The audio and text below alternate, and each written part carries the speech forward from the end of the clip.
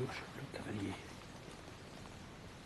Donc, je voudrais d'abord vous dire en préambule que si le pôle des archives des victimes des conflits contemporains détient beaucoup d'archives sur les camps de concentration, en revanche, elle détient assez peu d'archives sur le rapatriement, parce que ces archives ont été versées aux archives nationales en 1952 et sont cotées dans la sous-série F9 3290, 3315. Néanmoins, les archives qui subsistent au PAPCC sont des archives importantes, puisque ce sont des archives nominatives et donc des archives qui vont permettre l'ouverture des droits aux victimes. Dès la création à Alger du Comité français de libération nationale et au vu des victoires alliées, la question de mettre en place une structure destinée à organiser l'aide matérielle et psychologique aux prisonniers, aux déportés et aux réfugiés, ainsi que les conditions de leur rapatriement est posée. Deux solutions sont étudiées. La première étant de confier des missions aux divers ministères en fonction de leurs compétences. La seconde étant de créer une structure particulière.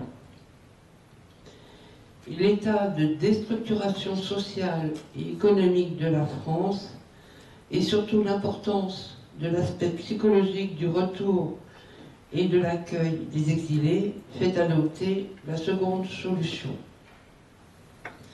Ainsi est créé le 9 novembre 1943 le commissariat aux prisonniers, déportés et réfugiés. Ce commissariat a pour mission d'apporter une aide matérielle et morale à tous les absents et à leurs familles, prisonniers de guerre, travailleurs obligatoires, personnes détenues, déplacées ou déportées par le gouvernement de Vichy, d'organiser le rapatriement et de préparer des mesures de sauvegarde des droits.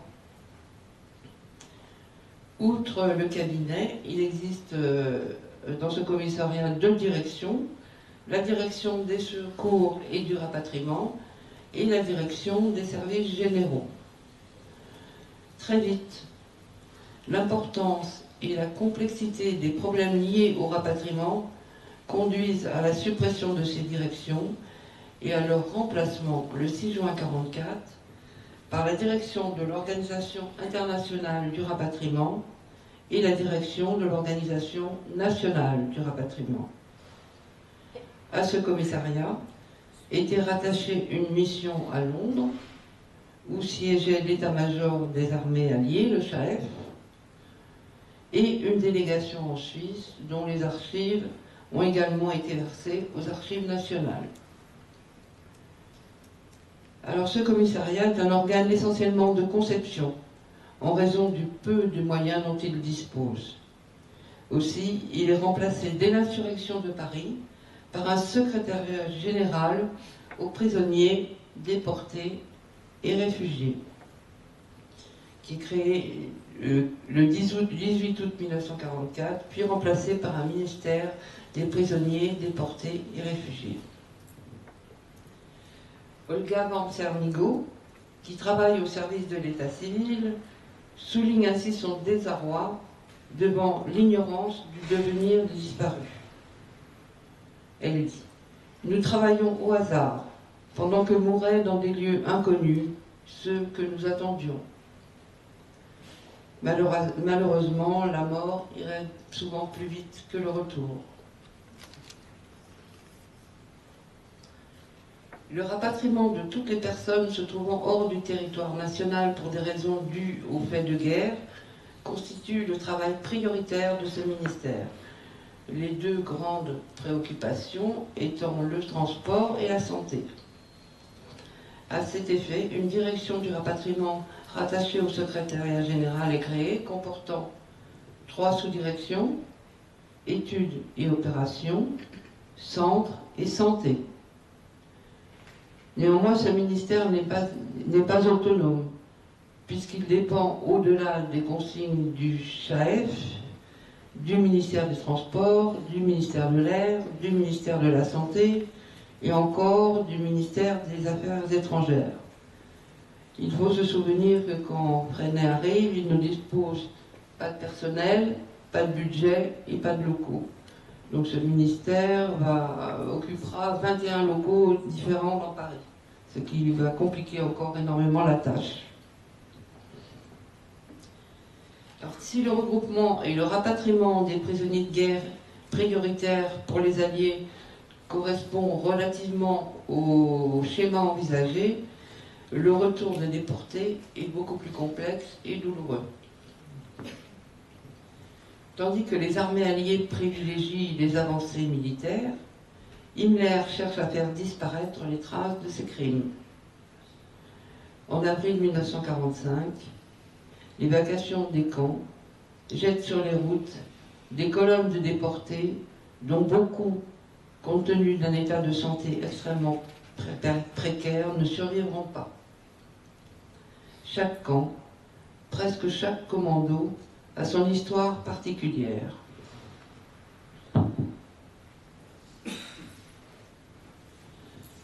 Et on voit ici, c'est une lettre qu'un prisonnier de guerre adresse au ministère des prisonniers déportés et réfugiés, et qui relate la découverte de déportés. Il dit « J'envoyais avec un camarade, avec une voiture, rechercher des détenus politiques abandonnés, dans les fermes, dans les bois, voire même sur le bord de la route, mourant de faim et d'épuisement, vraie loque humaine.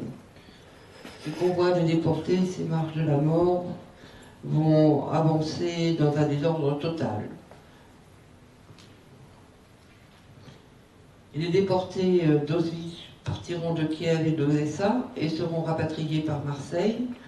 D'autres seront regroupés dans des centres de rassemblement, comme Schwerin, vers lequel ont convergé des déportés de Sachsenhausen, Dora et Buchenwald, ou encore Fischbeck, où le 1er juin 1945, des femmes en provenance de Ravensbrück sont encore stationnées.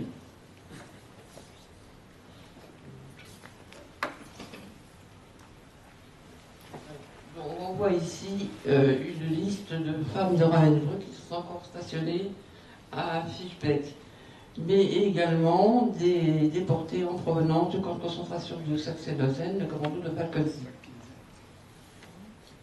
1er juin 1945, ça semble très tard, mais l'organisation, les Américains souhaitent regrouper les déportés dans des camps de rassemblement avant le rapatriement. C'est ce qu'ils appellent le standstill.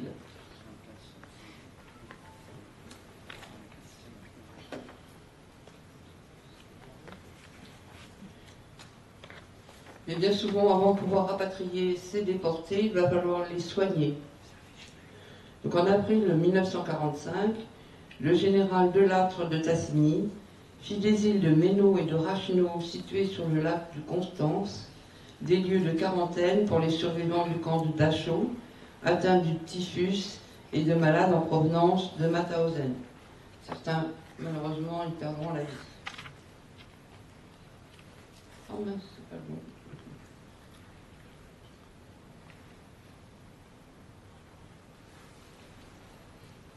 Voilà. Donc on voit donc le ministère possède un certain nombre de fiches de ces hôpitaux de Racheneau et de Maino. On voit ici que la personne est décédée quelques jours après son arrivée.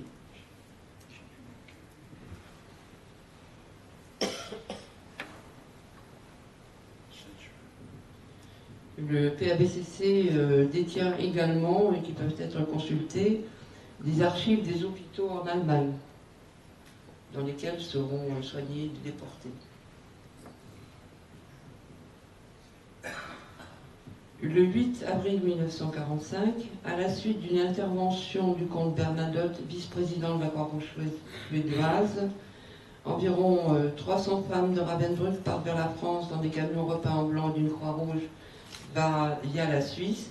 Un second convoi de 800 femmes se dirige vers la Suède. Les déportés y seront soignés et les laissez-passer leur seront délivrés. On voit ici le laissez-passer de Germaine Tillion, donc fait à Stockholm le 8 mai 1945.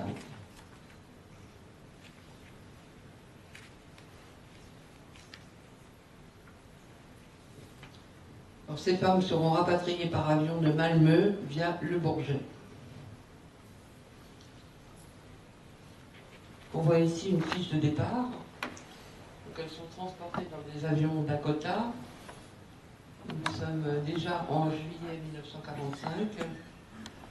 Et on voit en bas le nom des personnes rapatriées.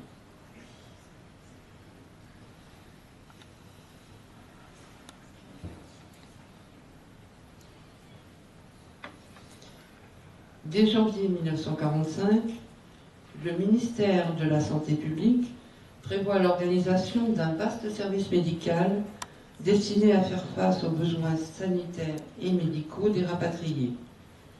Un ensemble de mesures sont prises à la frontière, les autres dans le cadre départemental. Un vaste réseau de 61 centres de rapatriement est organisé le long des frontières et à Paris. Lors de son passage, l'intéressé reçoit une carte de rapatrié,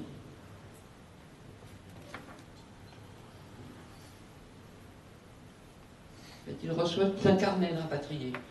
Donc vous voyez en bas une carte de rapatrié qui va lui redonner une identité.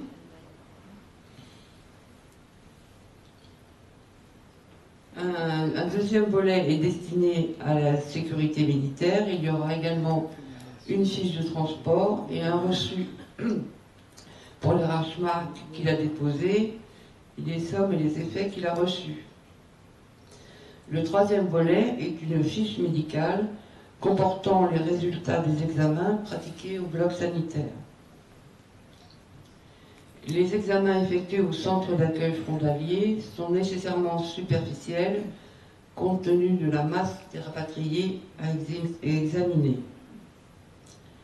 Ce document est établi en plusieurs exemplaires.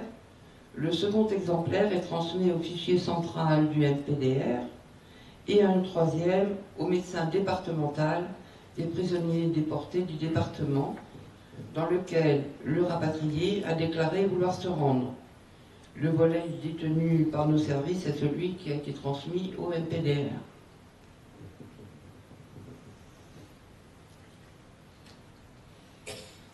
Alors maintenant, je vais vous faire une petite présentation de la fiche médicale. Donc là, il s'agit du recto. Donc on voit en bas à droite le numéro, c'est un numéro d'ordre. Donc le déporté va décliner les éléments habituels d'état civil, nom, prénom, date et lieu de naissance, nom des parents, situation sociale, s'il est marié ou célibataire, et la profession.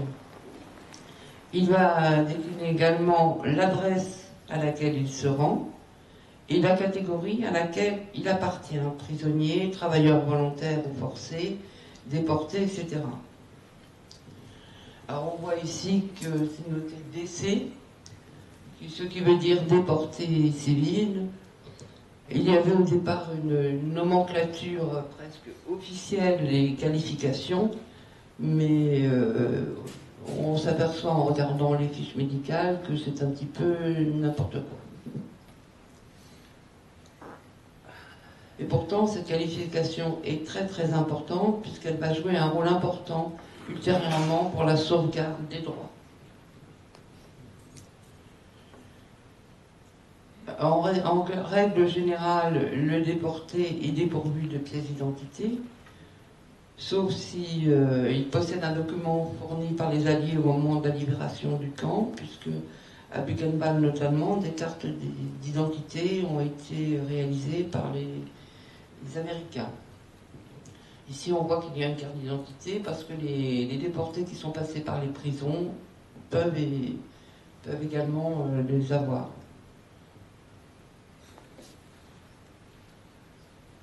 Alors, au verso de la fiche, on revoit tous les éléments sanitaires. Donc on va retrouver la taille, le poids, les différentes maladies contractées en déportation.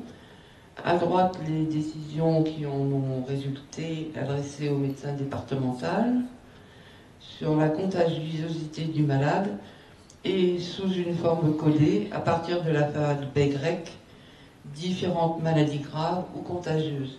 Phi correspond à la tuberculose, sigma à la syphilis, gamma au cancer. Le carré en bas à droite indique l'état du rapatrié, donc N ça va être un état normal, F ça va être un état fiévreux, S ça va être suspect, et I ça va être invalide.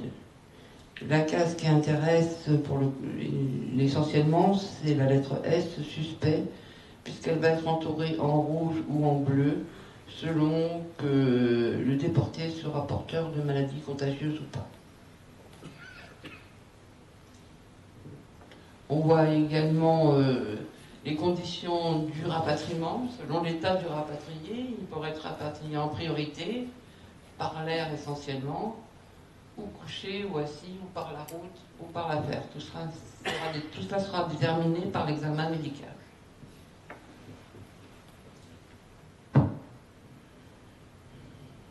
Alors pour un centre spécial va être ouvert avec un bloc de formalité réduit à l'hôtel UDCA, puis un autre à l'école d'Ivry.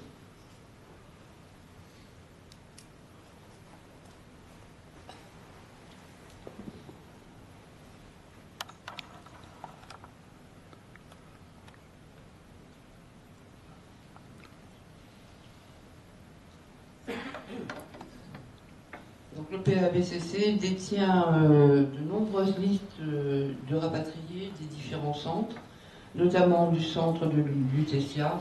On en retrouve également Ivry, Benoît Malon, etc.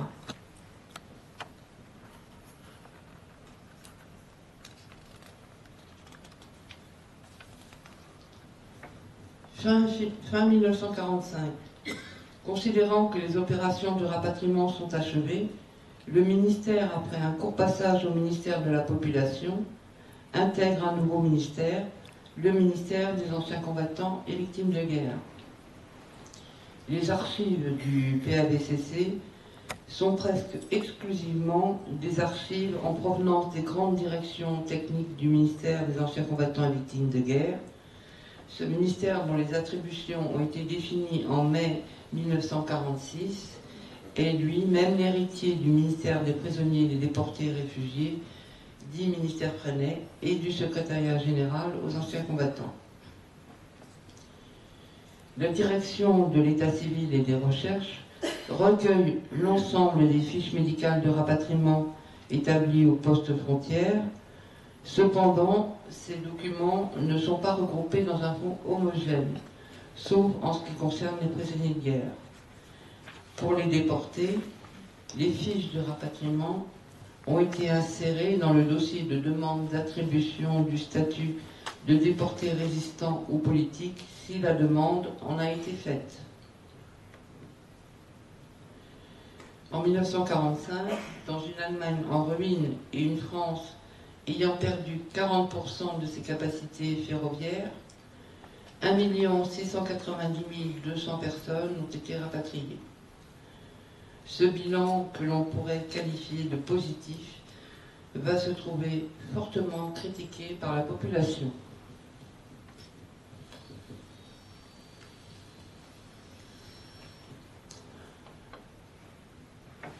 Donc, vous voyez là une correspondance qui est adressée à Evelyne Garnier de la part de l'officier de rapatriement de première classe commandant le centre de transit de Paris. Il répond à une demande du général de Gaulle qui souhaite obtenir des listes de rapatriés.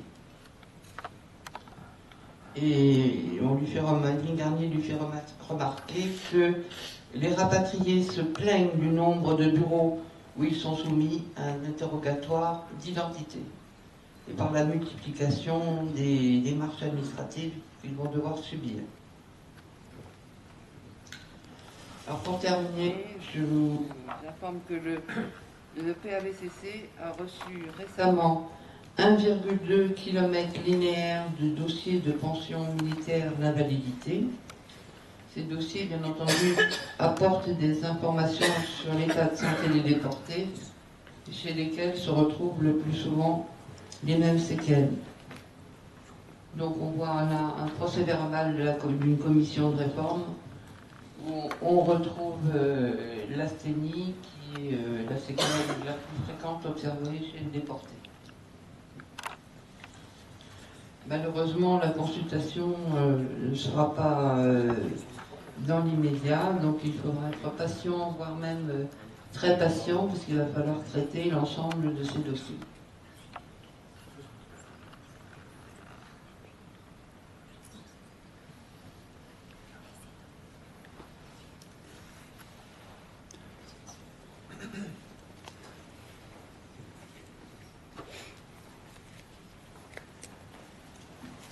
Terminé. Merci. Je voudrais juste ajouter un petit mot concernant les contrôles d'identité. Il faut bien avoir dans l'esprit que lorsque les déportés sont rentrés, ils étaient complètement démunis, contrairement aux prisonniers de guerre ou autres.